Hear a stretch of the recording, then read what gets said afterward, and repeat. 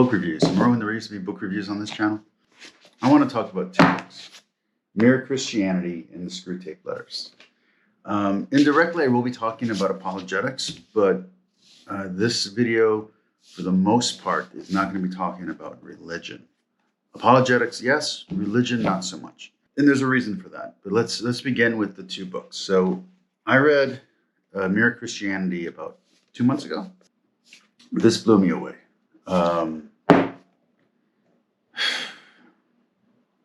So I read a lot of religious books, not just Christian books, but Buddhism, Taoism. I read a lot of humanist stuff, a lot of Stoic material. And this is the best apologetic work I've ever read. I've read everything from Jimmy Akin to Ignatius. Okay.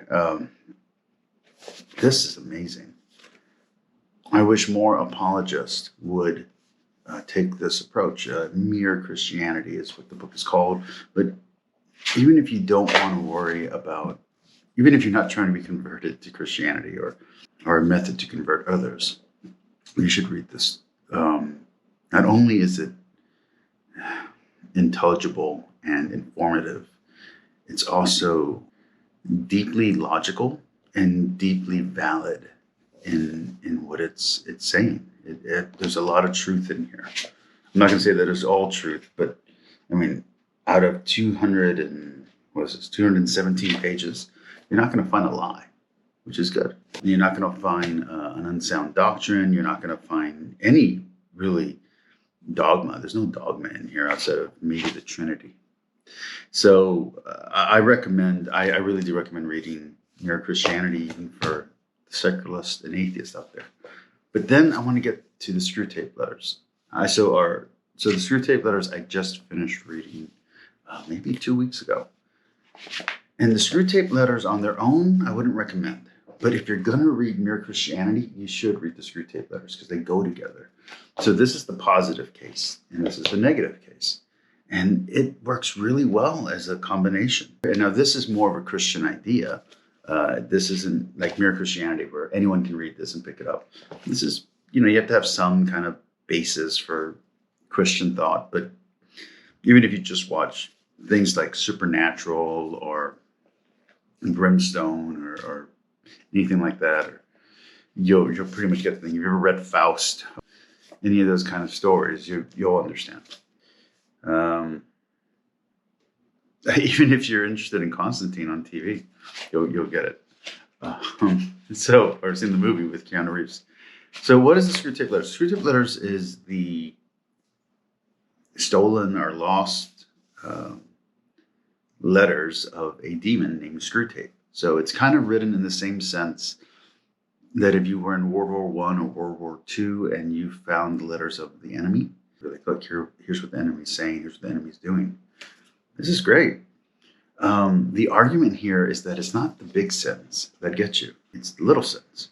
So the demons, the tempters, the influence peddlers, they don't need to make you commit a murder or a major atrocity. They just need you to sin. They just need you to sin in a little way. They just need you to deny God at the very end. You can deny God your whole life and then at the very end choose God and they lose. So they don't need a huge sin. They need a little tiny one. They need a little tiny one that can affect you every single day. Hating your parents, hating yourself, judging others, lusting in your heart every day, and building up these sins until they become a crescendo of depravity, until you're so blind to your own sins that you think yourself a good person. Because I don't go out and do terrible crimes. It's a little private sin that nobody knows about, right? But God knows, and whatever demon is tempting you knows, at least according to this. This is beautiful. Yes, it is a rationale for a European customs and courtesies. Yes, it is. Okay, it's very patriarchal. It's very colonialistic, if you want to use that kind of terminology. It's very Anglo-Saxonist. But who cares? It's a beautiful book. And if you read these two together, it makes really good sense. It's a really good argument for being a decent human being and being decent to each other. Now, I promised a little bit of apologetics talk.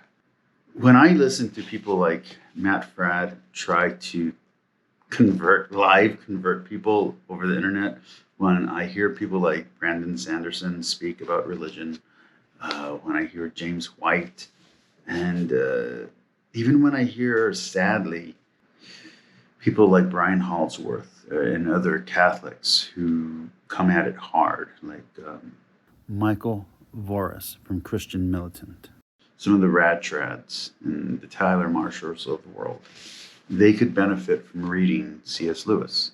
There's a guy named Smokey Saint who's in the secular atheist world who claims to be a Christian. He could benefit from reading C.S. Lewis, especially Mere Christianity.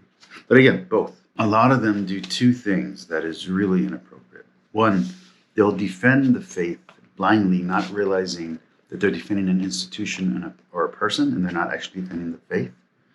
So they'll think that any criticism of a Christian who did something wrong, or any criticism of an approach that the church or a denomination took is a criticism of their faith, and it's not. They'll defend things like the forced conversions during the Reconquista. They'll defend things like the sacking of cities during the Crusades. They'll defend things like the forced conversion and forced migration of Native Americans. And they'll defend things like abuse that took place in, let's just say, religious schools, Christian schools. You don't need to defend those things. The Pope has apologized for these things if you're Catholic. Religious leaders have apologized for these things. Conferences and communities have apologized for these things and condemned these things within the religion you belong to. So you don't have to defend evil things. You don't need to do a small evil for a greater good. The argument is that God can create a good out of an evil, not that not that a small evil is justified or a lesser evil is justified for the greater good. We're not utilitarians. I personally am a utilitarian, but as a Christian, you're not. You're not required to be a utilitarian or a stoic. Read Mere Christianity. Quit being that way. The other thing is on that same note, you're not required to bash your enemy. In fact, Jesus strictly says to love your enemy. Jesus gets mad at Peter for cutting off the ear of the centurion who was there to arrest him and commit violence against him. Said, no, love your enemy.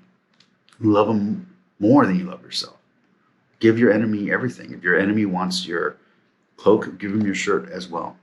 And Smokey Saint and a lot of these apologists, like Ryan Hansworth, who again is my brother in the Catholic faith, is my brother in Christ, they forget this. And they start defending things and attacking people and other faiths and other ideologies.